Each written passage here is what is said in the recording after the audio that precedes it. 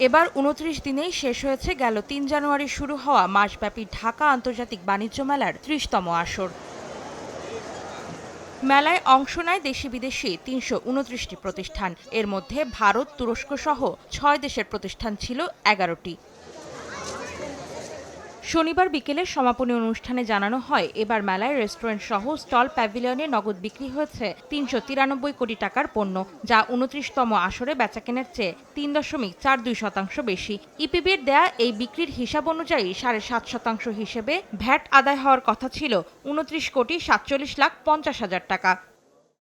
তবে ভিন্ন হিসাব দিচ্ছে ভ্যাট অফিস। তথ্য অনুযায়ী মেলার ২৯ দিনে রাজস্ব খাতে ভ্যাট আদায় হয়েছে মাত্র ৩,৬৩,২৩,৫৬৭ টাকা, যা আদায়যোগ্য পরিমাণের ১০ ভাগের ১ ভাগ।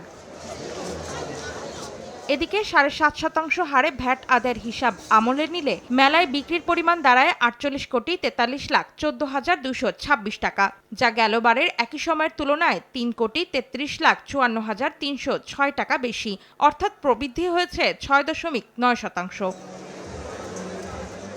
এবার মেলায় ২২,২৬,২৬ টাকার রফতানি ক্রয়াদেশ মিলেছে বলে জানিয়েছে আয়োজক সংস্থা রফতানি উন্নয়ন ব্যুরো ইপিবি। অন্তরা সেন, সময় সংবাদ, ঢাকা।